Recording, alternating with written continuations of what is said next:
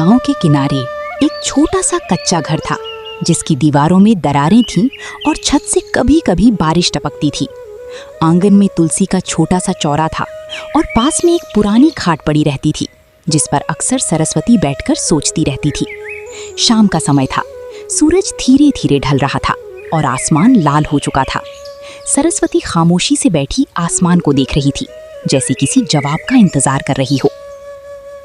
हे भगवान, मेरी बेटी अब बड़ी हो गई है, उसकी उम्र निकलती जा रही है, लेकिन मेरे पास उसके हाथ पीले करने के लिए कुछ भी नहीं है।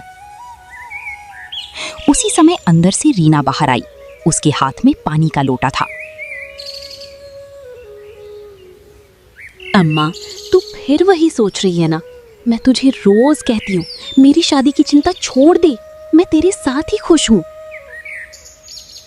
बेटी, तू समझती क्यों नहीं है? माँ का दिल है, हर दिन डर लगता है कि कहीं तेरी जिंदगी मेरे कारण अधूरी न रह जाए। रीना ने आकर माँ के पास बैठते हुए उसका हाथ पकड़ लिया। अम्मा, जिंदगी शादी से नहीं बनती। मैं काम कर लूंगी, कुछ सीख लूंगी, हम दोनों मिलकर अपना घर अच्छे से चला लेंगी। बेटी, तू कितनी भी समझदार हो जाए, लेकिन समाज की बातें दिल में चुभ ही जाती हैं। हर कोई ताने देता है मुझे। गांव में हर दिन कोई ना कोई आकर यही सवाल पूछता था, बेटी की शादी कब करोगी? अगले दिन सुबह सरस्वती दूसरे के घर काम करने गई थी। वहां कुछ और औरतें बैठी बातें कर रही थी।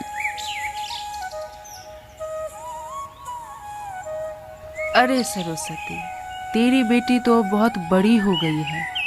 कहीं रिश्ता देखा या ऐसे ही बैठाए रखेगी उसे? आजकल बिना दहेज के कौन शादी करता है? कुछ तो जमा कर लेती पहले, अब परेशान हो रही है। कोशिश तो कर रही हूँ बहनों, लेकिन हालात ऐसे हैं कि कुछ समझ नहीं आता।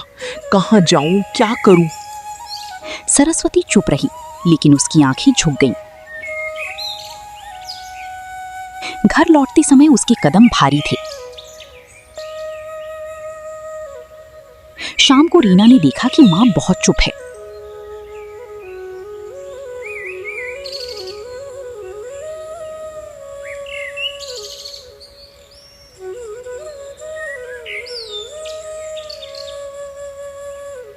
अम्मा, क्या हुआ?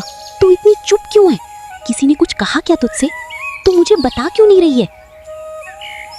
कुछ नहीं बेटी, बस थक गई हूँ। काम ज्यादा था आज। तू चिंता मत कर, सब ठीक है। रीना समझ गई कि कुछ तो बात है।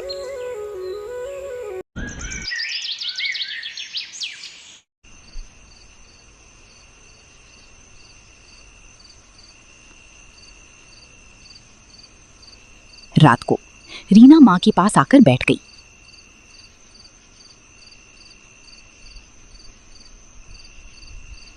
अम्मा, तू मुझसे झूठ क्यों बोलती है? मैं तेरी बेटी हूँ, तेरी आंखों से समझ जाती हूँ कि तू अंदर से कितनी परेशान है। सरस्वती की आंखों से आंसू निकल पड़े। बेटी, मैं क्या करूं? हर जगह दहेज की बात आती है। कोई मेरी मजबूरी नहीं समझता, सब बस पैसे देखते हैं। अम्मा, अगर मेरी शादी तेरे लिए इतनी बड़ी परेशानी है तो मैं शादी ही नहीं करूंगी। मैं तुझे अकेला नहीं छोड़ सकती। ऐसा मत बोल, तू मेरी खुशी है, बोझ नहीं।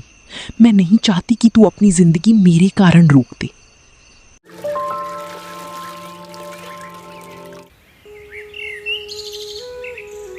कुछ दिन बाद गांव में खबर आई कि पास के गांव से एक रिश्ता आया है। सरस्वती के दिल में उम्मीद जागी। लड़के वाले घर देखने आई। रीना घबराई हुई अंदर बैठी थी। लड़की तो ठीक है, सीधी साधी लगती है। घर का काम जानती है या नहीं, ये भी देखना होगा हमें अच्छे से। जी, मेरी बेटी सब काम जानती है। बचपन से ही मेरे साथ घर संभालती आई है। आप चिंता मत कीजिए। थोड़ी देर बाद असली बात सामने आई। देखिए बहन, हमें ज्यादा कुछ नहीं चाहिए, बस थोड़ा सा दहेज दे दीजिए ताकि समाज में हमारी भी इज्जत बनी रहे। भाई साहब, मैं गरीब हूँ, मेरे पास देने को कुछ खास नहीं है। बस मेरी बेटी है जो बहुत अच्छी है दिल से। हम समझते हैं, लेकिन बिना कुछ लिए शादी करना हमारे लिए मुश्किल है। लोग बातें बनाएंगे, आप समझ सकती हैं। बात वहीं खत्म हो गई। लड़की वाली चली गई। घर में सन्नाटा छा गया। रीना बाहर आई।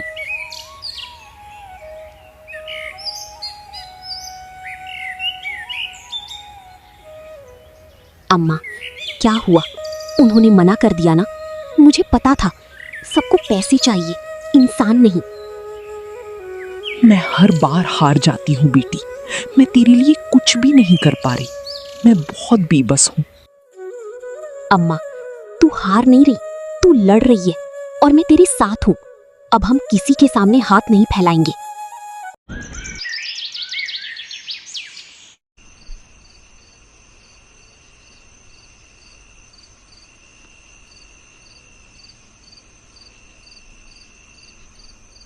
उस रात दोनों एक ही खाट पर लेटी थीं, लेकिन नींद दोनों की आंखों से दूर थी। काश तेरे बाबूजी होते तो आज ये दिन नहीं देखना पड़ता। वो तुझे राजकुमारी की तरह विदा करते। अम्मा, मुझे किसी राजकुमारी की जिंदगी नहीं चाहिए। मुझे बस तू चाहिए और तेरा साथ ही मेरी सबसे बड़ी खुशी है। सरस्वती ने उसे सीने से लगा लिया। आंगन में हवा चल रही थी और आसमान चांद चुपचाप दोनों को देख रहा था।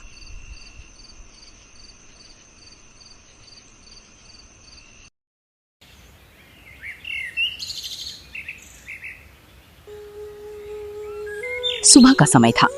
आंगन में हल्की धूप उतर आई थी, लेकिन घर के अंदर अब भी वही उदासी पसरी हुई थी। रीना जल्दी उठकर चूल्हा जला रही थी। सरस्वती खाट पर बैठी उसे देख रही थी। बेटी, तू हर दिन इतनी जल्दी उठ जाती है, थोड़ा आराम भी कर लिया कर। तेरी उम्र अभी काम करने की नहीं है इतनी। अम्मा, अगर मैं काम नहीं करूंगी तो तू अकेली कैसे संभालेंगी सब कुछ? अब मैं छोटी नहीं रही, मुझे भी जिम्मेदारी उठानी होगी। सरस्वती चुप हो गई। उसे अपनी बेटी पर गर्व भी था और दर्द भी। उस दिन रीना ने एक फैसला कर लिया। अम्मा, मैं शहर जाऊंगी काम करने, वहां कुछ सीखूंगी, पैसे कमाऊंगी, ताकि तुझे किसी के सामने झुकना ना पड़े कभी। सरस्वती चौंक गई। तू पागल हो गई है क्या? शहर में अकेली कैसे रहेगी? वहां कोई अपना नहीं है। मुझे डर लगता है तेरे लिए बहुत ज्यादा। अम्मा, डर तो मुझे भी लगता है, लेकिन अगर हम डरते रहे तो कभी आगे नहीं बढ़ पाएंगे। अब वक्त आ गया है बदलने का। कुछ दिन तक दोनों के बीच यही बात चलती रही। आखिरकार मजबूरी और उम्मीद के बीच सरस्वती ने हामी भर दी। रीना पहली बार गांव से बाहर जा रही थी। बस अड्डे पर भीड़ थी, धूल उड़ रही थी और सरस्वती की आंखें नम थी। अपना ध्यान रखना बेटी, किसी पर जल्दी भरोसा मत करना, और कोई परेशानी हो तो तुरंत मुझे बताना, समझी तू? अम्मा, तू चिंता मत कर, मैं जल्दी ही कुछ बनकर वापस आऊंगी और फिर तुझे कभी दुख नहीं होने दूंगी।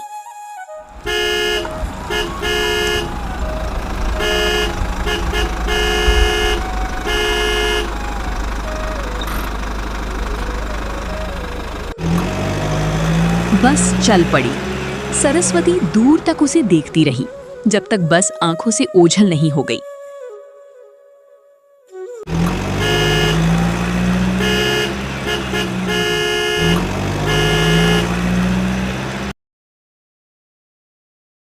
शहर रीना के लिए बिल्कुल नया था।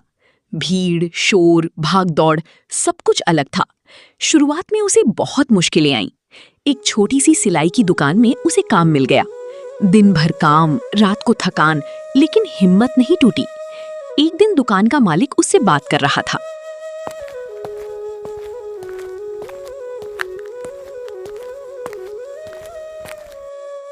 तू बहुत मेहनती है रीना। अगर ऐसे ही काम करती रही तो एक दिन बहुत आगे जाएगी। बस हार मत मानना कभी भी। मैं हार नहीं मानूंगी साहब। मेरे पीछे मेरी माँ का सपना है और मैं उसे टूटने नहीं दूंगी किसी भी हाल में। धीरे धीरे रीना काम सीखने लगी। उसने पैसे जमा करने शुरू किए। हर महीने थोड़ा थोड़ा पैसा वो माँ को भेजती थी। उधर गांव में सरस्वती अकेली हो गई थी। हर शाम वो आंगन में बैठकर रीना को याद करती। पता नहीं मेरी बेटी ठीक होगी या नहीं, खाना खाती भी है या नहीं, कोई उसे परेशान तो नहीं करता होगा। पड़ोस की औरतें फिर भी ताने देने से बाज नहीं आती थीं। अरे सरस्वती, बेटी को शहर भेज दिया, अब कौन करेगा उससे शादी? लोग तो ऐसी लड़कियों से दूर भागते हैं। मेरी बेटी कमजोर नहीं है, वो अपना रास्ता खुद बनाएगी और मुझे उस पर पूरा भरोसा है, चाहे दुनिया कुछ भी कहे।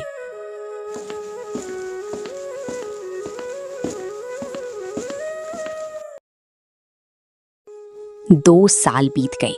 रीना अब पहले से ज्यादा मजबूत हो चुकी थी। वो सिर्फ सिलाई ही नहीं बल्कि डिजाइनिंग भी सीख चुकी थी। एक दिन उसने माँ को फोन किया। अम्मा, अब तू चिंता छोड़ दे, मैंने काफी पैसे जमा कर लिए हैं। अब कोई भी रिश्ता आएगा तो हमें झुकना नहीं पड़ेगा। बेटी, मुझे अब तेरी शादी से ज्यादा तेरी खुशी की चिंता है। तू खुश है ना वहां? बस यही जानना चाहती हूँ मैं। हाँ अम्मा, मैं खुश हूँ क्योंकि मैं तेरे लिए कुछ कर पा रही हूँ और यही मेरे लिए सबसे बड़ी खुशी है। एक दिन दुकान में एक लड़का आया, अर्जुन। वो कपड़े सिलवाने आया था, लेकिन उसकी नजर रीना की मेहनत पर टिक गई। कुछ दिनों बाद वो फिर आया।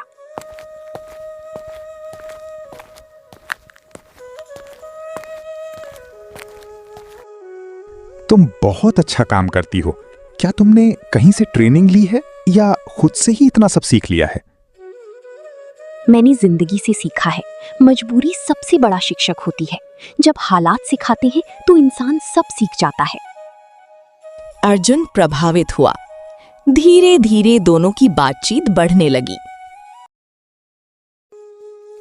कुछ महीनों बाद अर्जुन ने अपनी बात रखी। रीना, मैं तुम्हारी इज्जत करता हूं। तुम्हारी मेहनत और हिम्मत ने मुझे बहुत प्रभावित किया है। क्या तुम मेरे साथ जिंदगी बिताना चाहोगी? रीना चुप हो गई। उसकी आंखों के सामने माँ का चेहरा आ गया। मेरी जिंदगी का हर फैसला मेरी माँ से जुड़ा है। अगर वो खुश होंगी तभी मैं कोई कदम उठाऊंगी, वरना नहीं। तो मैं तुम्हारी माँ से मिलना चाहता हूं और उन्हें विश्वास दिलाना चाहता हूं कि मैं तुम्हें कभी दुख नहीं दूंगा।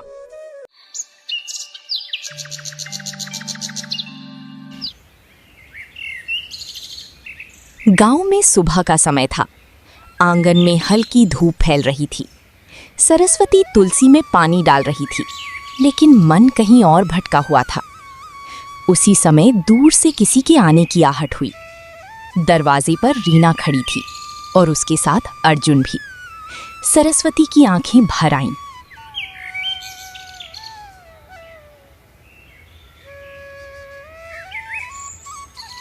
रीना, तू आ गई बेटी। कितने दिनों बाद तुझे देख रही हूँ। मेरी आंखें तरस गई थी। आजा, गले लग जा मुझे। अम्मा, अब मैं आ गई हूँ। तुझे अकेला छोड़कर नहीं जाऊंगी जल्दी। पहले तुझसे एक जरूरी बात करनी है मुझे। बेटी, ये कौन है? तू इसके साथ आई है? कुछ बताना चाहती है क्या मुझे? मैं समझ नहीं पा रही हूँ। अम्मा, ये अर्जुन है, मेरे साथ काम करता है। ये बहुत अच्छा इंसान है और ये मुझसे शादी करना चाहता है। सरस्वती कुछ पल के लिए चुप रह गई। उसकी मन में डर, उम्मीद और सवाल सब एक साथ उमड़ आए।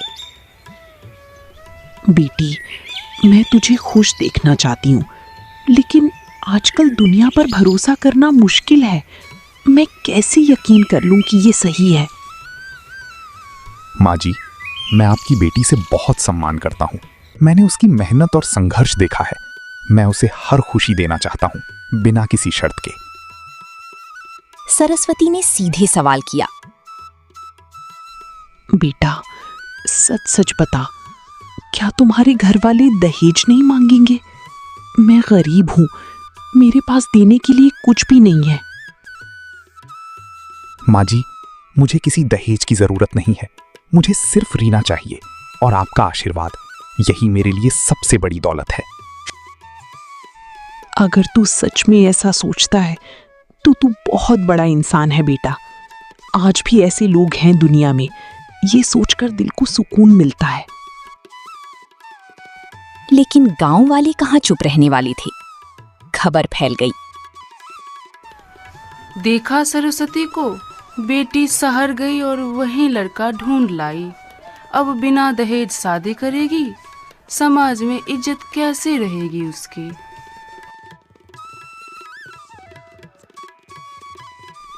मेरी बेटी ने कोई गलत काम नहीं किया।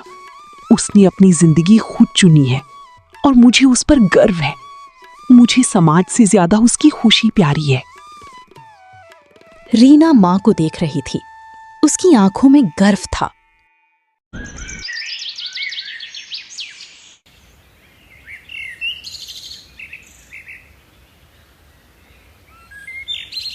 शादी की तैयारी। साधारण सा मंडप बनाया गया। ना कोई शोर शराबा, ना दिखावा, बस सच्चा प्यार और अपनापन। शादी के दिन रीना दुल्हन बनी बैठी थी। सरस्वती उसे देख रही थी, जैसे अपनी पूरी जिंदगी की कमाई देख रही हो।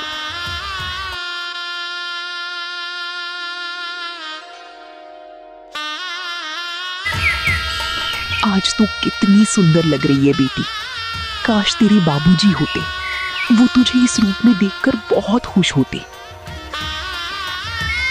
अम्मा, आज जो भी हूँ तेरी वजह से हूँ। तूने जो त्याग किया है वो मैं कभी नहीं भूल सकती जिंदगी भर।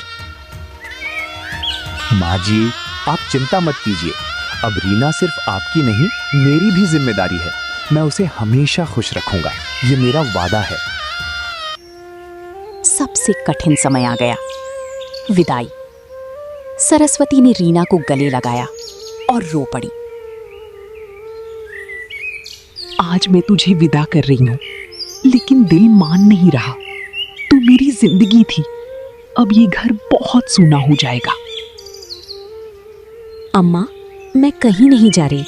मैं हमेशा तेरे पास रहूंगी। बस घर बदल रहा है, रिश्ता नहीं। ती मेरी दुनिया है। माँ जी, आप अकेली नहीं हैं। आप भी हमारे साथ चलेंगी, या जब चाहें हमारे पास आ सकती हैं। ये घर भी आपका ही है। नहीं बेटा, मैं यही ठीक हूँ। ये घर मेरी यादों से भरा है, लेकिन मैं जानती हूँ कि मेरी बेटी सही हाथों में है।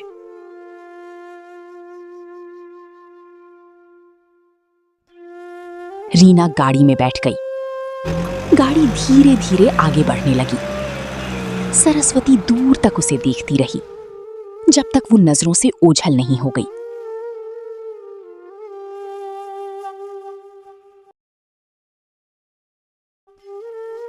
कुछ महीने बाद सरस्वती आंगन में बैठी थी। तभी दरवाजे पर आवाज आई। रीना और अर्जुन खड़े थे, मुस्कुराते हुए। अम्मा, अब तू अकेली नहीं रहेगी। हम तुझे अपने साथ ले जाने आए हैं। अब तेरी सेवा करने की बारी हमारी है। सरस्वती मुस्कुरा दी और इस बार उसकी आंखों में आंसू नहीं, सुकून था।